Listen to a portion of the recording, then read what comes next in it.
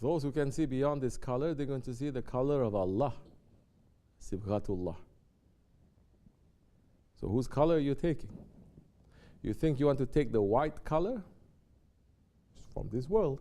Everything from this world is lowest of the low. You want to take from the black color? It's from this world. Lowest of the low. You want to take from those ones who are with Allah. Don't you know, Turkish saying, you have two roses next to each other, different color, they start to take each other's color. We want to be with the awliya Allah because they have the color of Allah. And we want to take that color. The only power in the world that was able to make this happen for hundreds of years were the Ottomans. For the love of Allah and His Prophet alone, not because of race or nationality. They take the color of the Prophet ﷺ.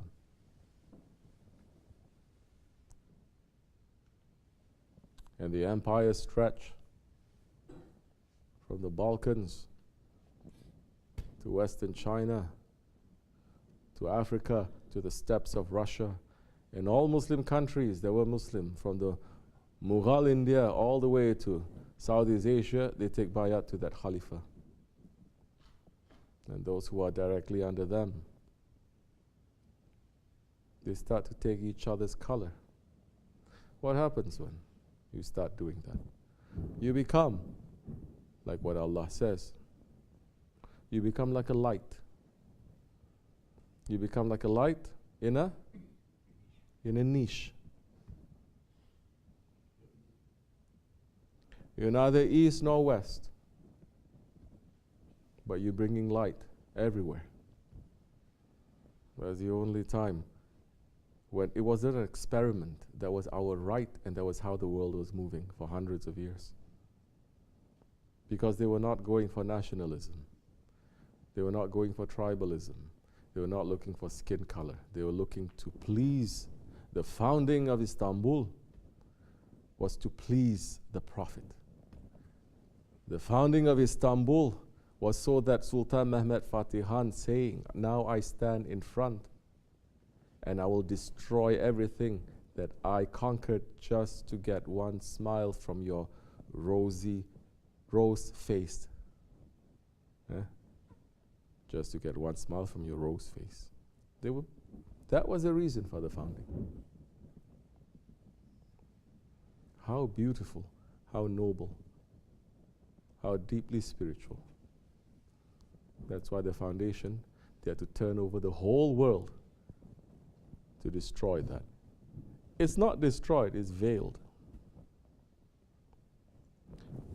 And Allah always fulfills His promise. It is going to come back. Where are we when it comes back?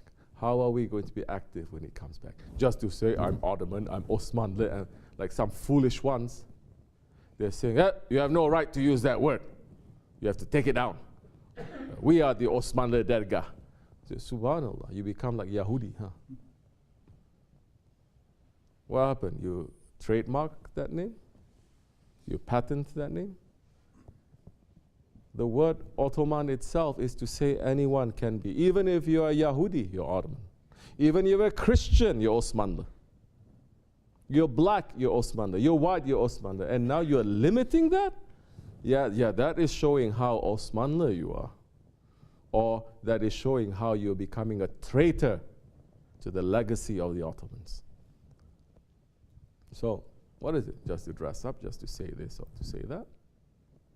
Not even if you study the history books 1,000 times, you're going to get the spirit of the Ottomans. If you're not sitting with that one who has the color of the Ottomans, who have the perfume of the Ottomans. Correct? I was just remembering today because I was cleaning my room a little bit and I saw again a dagger. It was a bayonet that one of our brothers gave me some time ago. And it was a bayonet that was from the time of the Ottomans in the Battle of Çanakkale. Bayonet, that knife that they put at the end of the long gun that they have, the rifle. And took it out and see how beautiful. They have Bismillah ar-Rahman ar-Rahim on it, they have the Turash, they have everything in there. Because what the Ottomans did was, their life in this dunya is connected to Akhirat. You're in the military, it is connected to the Akhirat. You're a shepherd, it is connected to the Akhirat. You're a politician, it's connected to the Akhirat. Every profession, there is always a peer of that profession. So there is no separation, like what we talk, heaven and earth separation. There is no separation. There are bridges. We're not saying they're the same, but they are bridges. So I was looking at that bayonet. I was thinking, this is from the time of the Çanakkale. How honored we are to hold that. Oh, of course we have to say this because the Battle of Çanakkale is coming, no? I forget. Then I remember Şeyh Efendi's time. It is coming to the point of the Ottomans. The color and the smell that our Shaykh is giving to all of us from beyond the mountain of Kaf is still standing and giving to those one who are asking. Because until the Ottomans come back, there's no peace in this world. There's no justice in this world.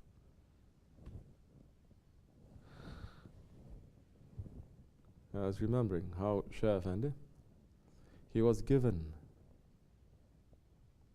you remember? There was this very one saintly looking old man, clean face, so much light from his face. And it was a very old man, but he was standing still, very strong, trying to stand very strong and firm and brave. And he was one of the survivors from the Battle of Gallipoli, of Çanakkale. And he was given a medal by the Osmanlı government.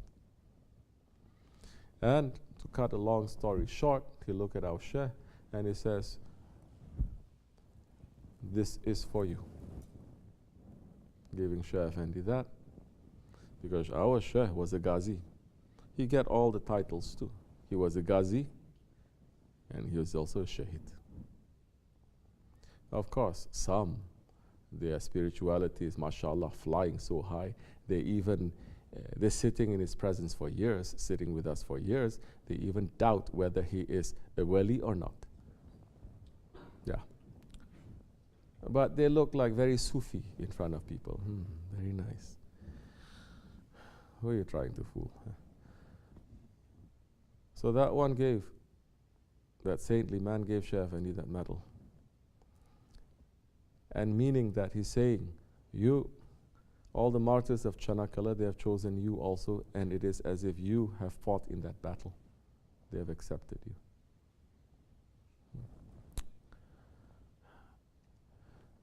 So that battle is coming near, the commemoration of that. We have to fight that battle every day.